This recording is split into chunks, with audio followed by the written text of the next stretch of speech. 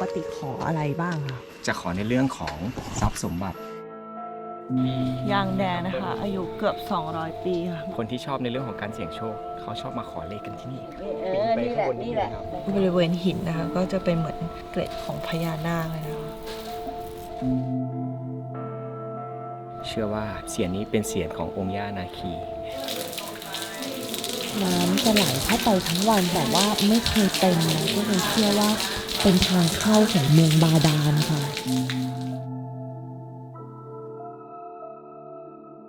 ถ้าใครมาเที่ยวถ้ำนาคีห้ามขอในเรื่องของความรักก็ตอนนี้อยู่ที่นครพนมกำลังจะพาคนแก่เนี่ย ขึ้นไปที่อุทยานแห่งชาติภูลังกาเพื่อไปตามหาพญานาค9 เสียนกันก่อนอื่นขอถามมาก่อนว่าจะเชื่อเรื่องพญานาคบอ เชื่ออยู่พญานาคเนี่ยเขาเป็นความเชื่อโดยเฉพาะอย่างยิ่งในพื้นที่ของลุ่มแม่น้ำโขงพญานาคเนี่ยจะอยู่ตามตำนานพื้นบ้านตำนานการสร้างเมืองอย่างแม่น้ำโขงแม่น้ำชีแม่น้ำมูลเนี่ยเขาก็บอกว่าสร้างโดยพญานาคเหมือนกันแล้วนอกจากนั้นเนี่ยพญานาคก็ยังไปเกี่ยวข้องกับเรื่องทางพุทธศาสนาเคยได้ยินไหมที่พญานาคปลอมตัวเป็นคนแล้วก็มาขอบวชจากพระพุทธเจ้าแล้วพระพุทธเจ้าก็บอกว่าไม่ให้บวชพญานาคก็เลยบอกว่าอ่ะงั้นไม่เป็นไรงั้นก็ขอว่าคนก่อนที่จะบวชทุกคนให้เรียกว่านาคก็เลยกลายเป็นว่าพญานาคสำหรับคนที่เนี่ยเหมือนบรรพบุรุษของเขาอะเหมือนคนที่เขายึดถือนับถือให้คุณให้โทษเดี๋ยวมากินให้อิ่มกันแล้วเดี๋ยวเราจะไปขอพรกันที่นั่นพร้อมกับเล่าเรื่องราวต่างๆของพญานาค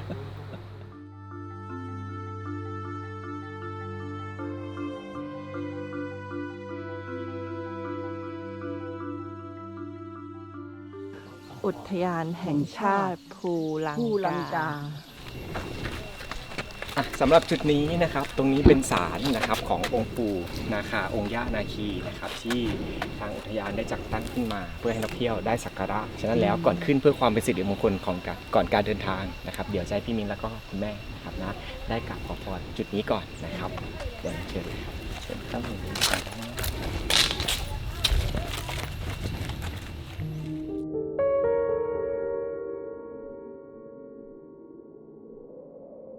ที่นี่ปกติขออะไรบ้างคะปกติถ้าเป็นในเรื่องของพญานาคจะขอในเรื่องของ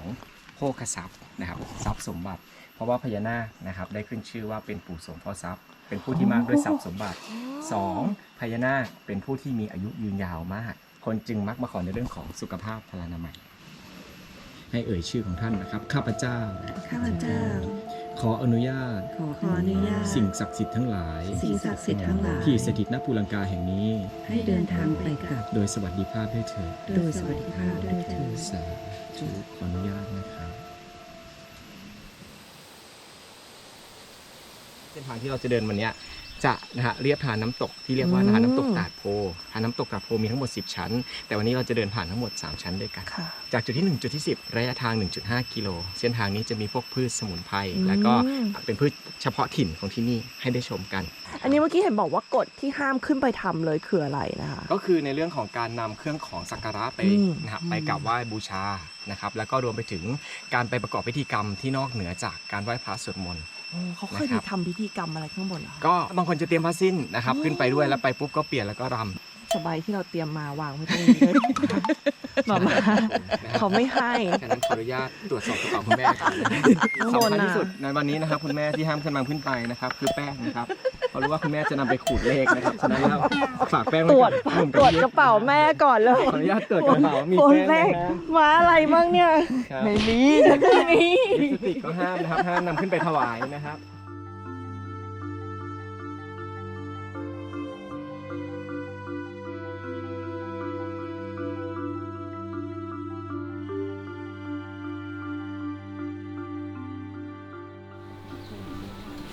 ตรงนี้นะคะเป็นรังต่อนะเขาจะให้เดินหลบนิดนึงแต่ว่าไม่ต้องกลัวนะเพราะว่า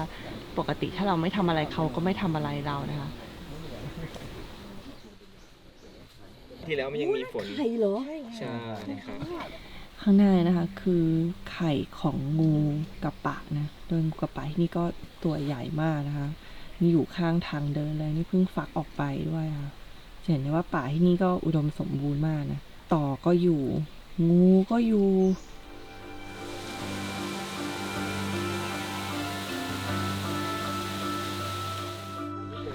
ตั้งแต่เดินมานะก็ที่นี่จะมีสมุนไพรเยอะมากนะน้องเขาก็เล่าให้ฟังว่าพอมีสมุนไพรเยอะเนี่ยพระป่าพระธุดงค์ก็ชอบมาอยู่ที่นี่นะคะมานั่งเข้ายามเพราะว่าด้วยความที่สมุนไพรเยอะเขาก็เอามาใช้รักษาตัวเองค่ะ ครับตรงนี้น่าสนใจมาก ตัวนี้เขาเรียกว่าวานพญานาคราชที่ลักษณะชูช่อขึ้นมาเหมือนพญานาคแล้วก็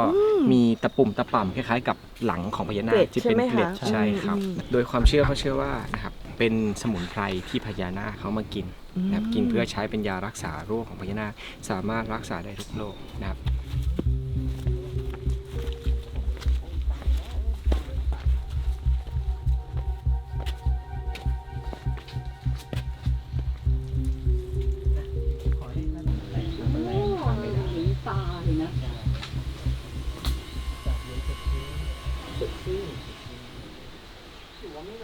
ยางแดงนะคะอายุเกือบ200 ปีค่ะ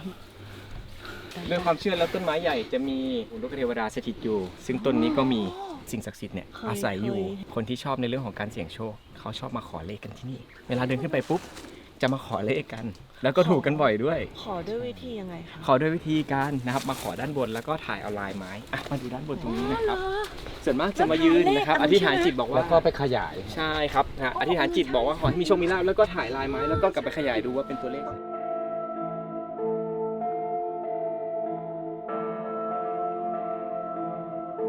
ถ้าอยากได้ลายเยอะๆหน่อยเราเอาจะต้องปีนไปข้างบนนี่แหละ เฮ้ย จะรู้ว่า ผมเห็นเลข 9 นะ ไหนจริงเหรอ เนี่ย เราดูไม่เป็น8 กับ 9 แน่เลยซื้อกันเองนะคะทุกคน ถ้าถูกปุ๊บนี่ต้องได้กลับมาอีกรอบนะครับเนี่ย แต่ว่าเราก็ไม่ค่อยมูนะ หน้าจอเขินเลยอะเมื่อกี้ นะครับหลังจากผ่านต้นยางแดงไปแล้ว เราจะเริ่มเข้าสู่ในจุดที่คนเริ่มเชื่อว่าเป็นภพเป็นภูมินะครับโดยเฉพาะภูมิที่เป็นบางบทแล้วก็ภูมิที่เป็นภูมิของพญานาคก็คือจุดที่เป็นถ้ำนาคีแล้วก็เสียนต่างๆนะครับนะเพราะว่าต้นยางแดงเนี่ยอย่างที่หนุ่มบอกไว้นะครับคือมีลูกขมูลลูกเทวดา มันปากทางเข้าถูกไหม ใช่ เป็นสัญญาณที่บอกว่าเริ่มมีสิ่งศักดิ์สิทธิ์อยู่แล้วนะการเดินทางมาท่องเที่ยวก็อาจจะต้องสำรวมขึ้นนะครับนะพูดจาให้สุภาพครับโดยเฉพาะเรื่องของการแต่งกายอย่างนี้เชิญเลย ไปกันอย่างสบาย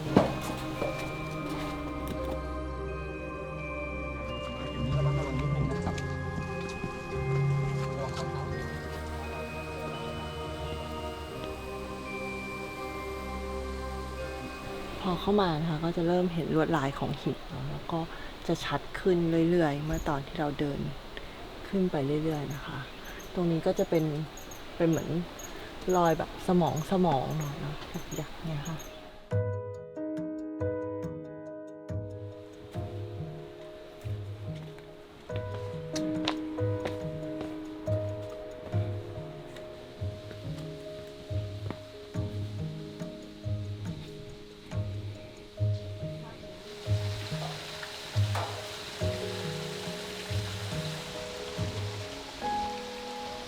ข้างหลังนะคะคือน้ำตกผางอย แล้วก็ปกติในหน้าน้ำนะคะก็จะมีน้ำลงมา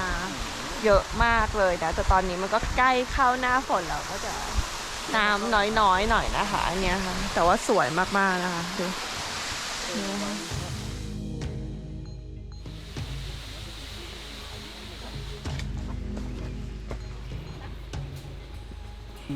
จากตรงนี้เดินขึ้นไปนะคะก็จะเป็นเสียงที่ 9 ของพญานาคนะคะ แล้วก็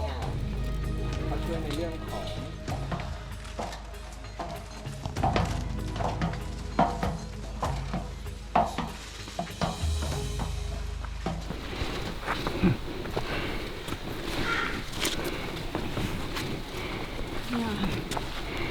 เป็นพญานาคเสียงที่ 9 อ่ะเหมือนมากๆเลยค่ะอันเนี้ยค่ะ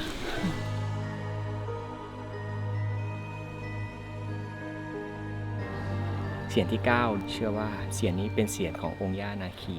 เพราะว่าทั้งภูลังกาตอนนี้มีเสียงเดียวที่เหมือนหงอนของพญานาคสายที่เป็นสายพญานาคชอบมานั่งภาวนาสมาธิบริเวณเสียงที่ 9 มาก เพ ราะว่าที่นี่นะถือว่าเป็นจุดที่มีพลังงานที่ดีมากปกติแล้วเสียงที่1ถึงเสียงที่8เนี่ยค้นพบนะฮะโดยการเดินสำรวจตามเส้นทางของป่าแต่สำหรับเสียงที่9ค้นพบจากความฝัน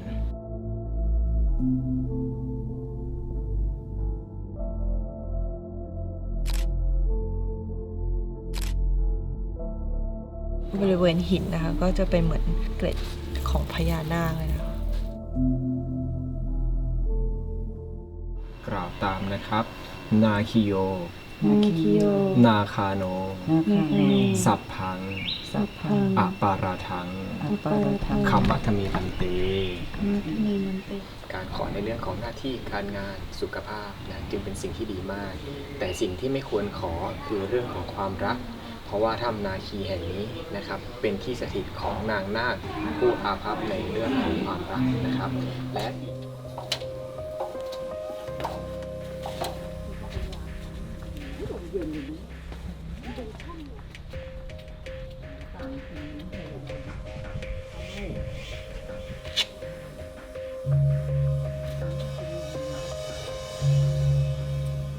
ตรงจุดตรงนี้นะคะก็จะเป็นบริเวณที่พระธุดงค์เนี่ยเขามานั่งสมาธิกรรมฐานเนาะอย่างที่บอกตรงนี้มีพลังงานเยอะ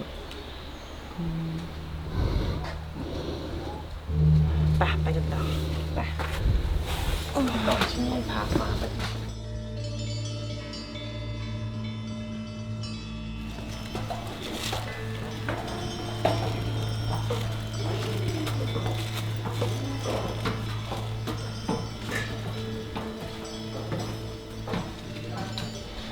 นี่เป็นเสียงที่หนึ่งนะคะ ก็จะมีลักษณะเป็นเหมือนถูกตัดหัว แล้วก็ลงมาอยู่ตรงนี้นะมีที่เห็นพระพุทธรูปไปวางเนี่ยนะคะกุศโลบายอย่างหนึ่งเพื่อป้องกันไม่ให้นักท่องเที่ยวเนี่ยปีนขึ้นไปแล้วก็เกิดอันตรายได้นะคะ ก่อนหน้านี้ก็จะมีการวางพวงมาลัยดอกไม้อะไรเงี้ยมากมายแต่ตอนนี้ทางอุทยานเขาก็ไม่ให้แล้วเนาะ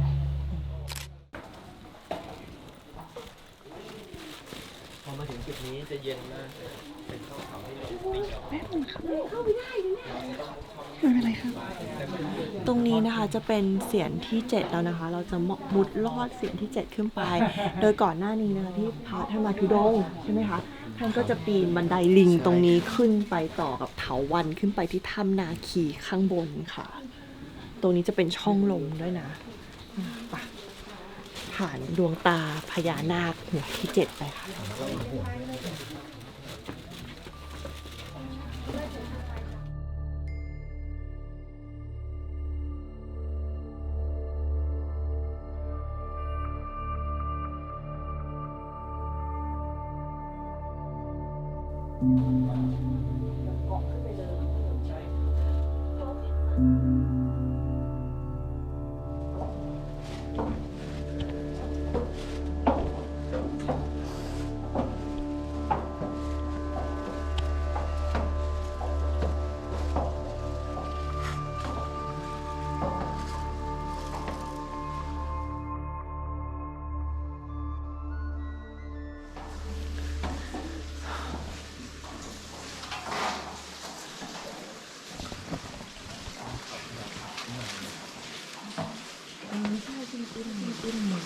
แต่พอเดินผ่านมาปุ๊บก่อนเข้าถ้ำนาคีจะมีไฮไลท์อย่างหนึ่งก็คือ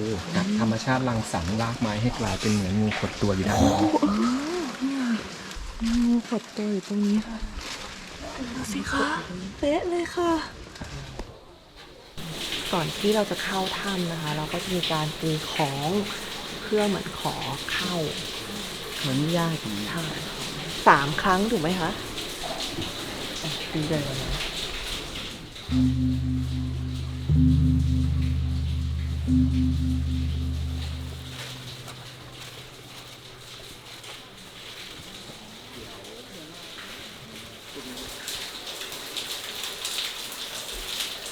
สถานที่ตรงนี้เรียกว่าถ้ำนาคีนะครับในสมัยอดีตนะครับเรียกว่าถ้ำงูนะครับ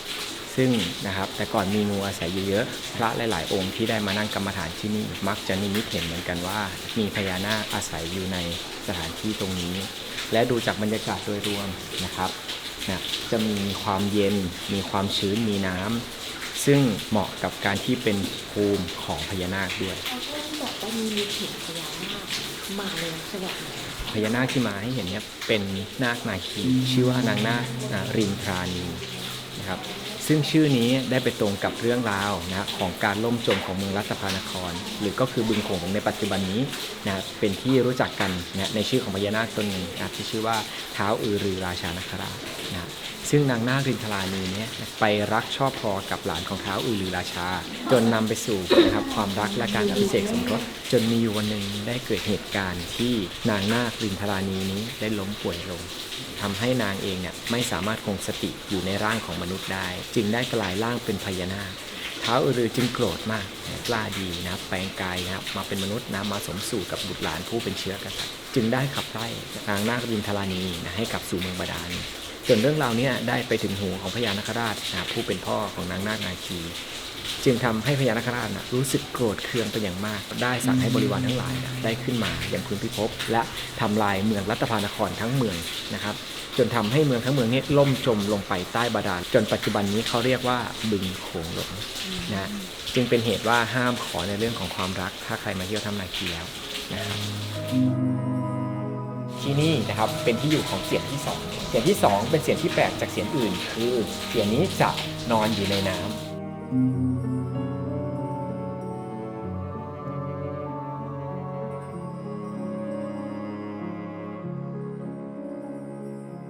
เราจะเดินเข้าไปข้างในนะคะเขาบอกว่าข้างในเนี่ยจะมีเหมือนน้ำศักดิ์สิทธิ์ที่ไหลออกมาแล้วก็เป็นทางเข้าของถ้ำบาดาลด้วยค่ะ นะมีความเชื่อว่าน้ำบริเวณนี้เป็นน้ำศักดิ์สิทธิ์นะครับเพราะว่าน้ำเนี่ยไหลลงมาจากด้านบนแล้วก็ต้นน้ำเป็นที่อยู่ของเทพสังคมคนที่มาที่นี่นะครับก็มักจะมานำน้ำตรงนี้กลับไปทำน้ำมนต์บ้างกลับไปอาบผู้ความเป็นสิริมงคลบ้าง ต้องไหนคือทางขึ้นลงลงบาดาลค่ะ อยู่ด้านนี้ครับ ตรงนี้เหรอ เหมือนตรงนี้นะคะน้ำจะไหลเข้าไปทั้งวันทั้งคืน แต่ว่าไม่เคยเต็มนะก็เลยเชื่อว่าเป็นทางเข้าของเมืองบาดาลค่ะ ก่อนที่เราจะใช้น้ำพรมหัวเนี่ยสิ่งแรกที่เราต้องทำก็คือการขออนุญาตเจ้าของสถานที่ที่นี่ก่อน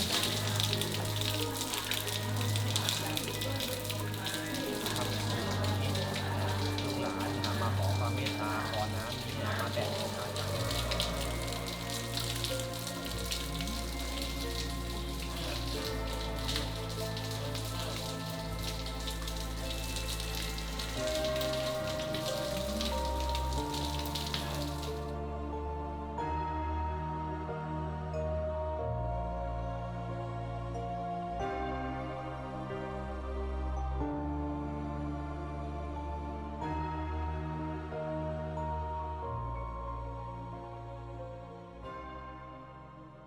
จะเห็นว่าด้านหน้าเนี่ยเป็นเหมือนการขึ้นรานะของหินค่ะ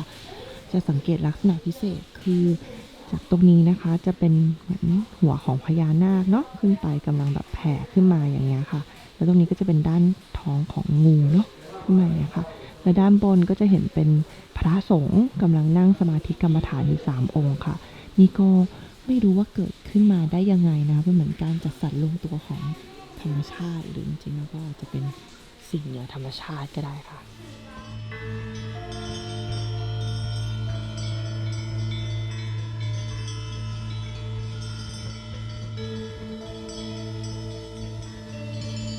ตอนนี้นะคะหลังจากเราเห็นเสียนที่5กับ6แล้วนะคะ เราก็จะเดินลอดท้องพญานาคขึ้นมาด้านบนนะคะ โดยบอกว่าการลอดท้องพญานาคเนี่ยนะคะ ก็จะเป็นเหมือนการสะเดาะเคราะห์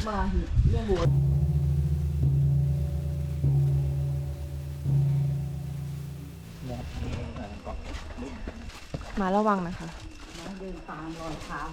นี่เริ่มมืดแล้วนะคะ เราจะรีบขึ้นไปข้างบนกันนะคะ จริงๆฝั่งนี้เป็นฝั่งทิศตะวันออกจะมืดไป นี่นะคะคือหัวพญานาคเสียนที่3นะคะแล้วก็จะเห็นว่าอยู่บนลำตัวอย่างนี้เลยนะคะเป็นเกล็ดสวยมากนะคะ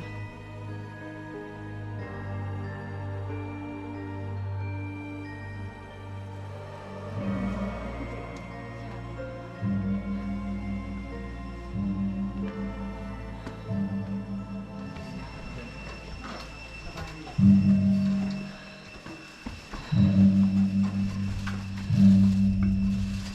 วังหัวด้วยนะครับหัวจะชนกับใต้ทางเดินขึ้นไปแล้วปุ๊บหันไปด้านขวาตรงนี้นะครับมีค้างคาวอยู่ใต้ช่องเขาเยอะมาก พยานนะครับผมเสียงพิเศษครับอยู่ซ้ายมือครับผมมาได้ไหมครับ ท่านเล็กจะมีอีกจุดหนึ่ง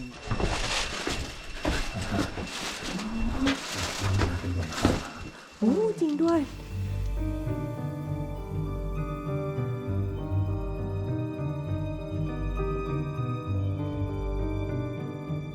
ฉะนั้นแล้วถ้าพูดในเรื่องของความเชื่อก็คือจุดไหนที่พระท่านมาอยู่อาศัยมาปฏิบัติธรรมเทวดาสิ่งศักดิ์สิทธิ์รวมไปถึงภูมิพญานาคด้วย ก็จะมาสถิตที่นี่ เหมือนมารับส่วนบุญผลบุญอะไรอย่างนี้ใช่ไหมคะ เพราะว่าภพภูมิที่มีความอยากมากที่สุดก็คือพญานาค เพราะว่าอยากเกิดมาเป็นมนุษย์ อยากเกิดมาสร้างบุญ อยากเข้าสู่นิพพาน อยากเข้าสู่พุทธภูมิ นี่นะคะเสียงที่3หลบอยู่ในป่าได้เลย ชมวิวผาหน้าคีแล้ว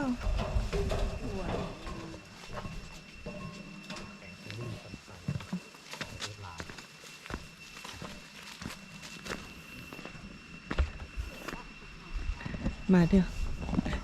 ถึงจุดชมวิวแล้วค่ะ สวยมากเลยผาหน้าคีอะข้างหลังนั้นจะเห็นเป็น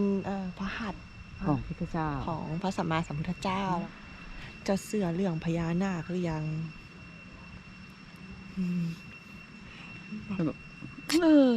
มันไม่สามารถจะอธิบายให้ออกมาเป็นคำพูดได้ว่าทำไมถึงเชื่อทำไมถึงไม่เชื่อทำไมถึงอะไรเงี้ย แต่ตอนขึ้นมาไม่เชื่อเลย ไม่เชื่อเลยจริงๆพอขึ้นมาเห็นแล้วแบบธรรมชาติมันรังสรรค์ได้แบบประหลาด สิ่งเหนื นะ อธรรมชาติเขารังสรรค์ ไม่รู้ คือ สิ ทุก นะ อย่างเรื่องราวทั้งหมดที่มารวมกัน ที่มารวมกัน แล้วก็ทำให้เรารู้สึก เออ แบบโหแล้วก็ตอนที่อยู่ในถ้ำเมื่อกี้ก็แบบรู้สึกอะไรก็เลยออกมาก่อนดีกว่าอะไรเงี้ยเอาเป็นว่าเดี๋ยวเราดูวิวกันดีกว่า เพราะว่าวิวตอนนี้ประมาณเกือบ5 โมงเย็นแหละกำลังสวยเลยเนาะ สวย ไปดูวิวกันค่ะ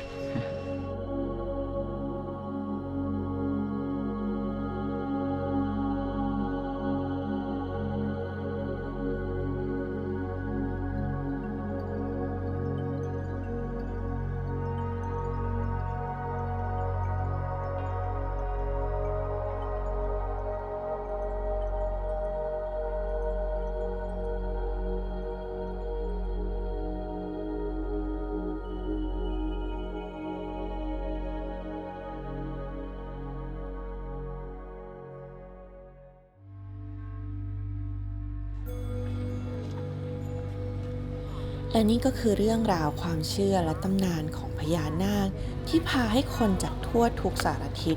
มาที่เมืองนครพนม เมืองเล็กๆริมแม่น้ำโขงแห่งนี้ค่ะ ไม่ว่าใครตั้งใจจะมาขออะไร จะโชคจะลาภหรือจะเลข ยังไงก็ขอให้ทุกคนได้สมหวังอย่างที่ตั้งใจนะคะ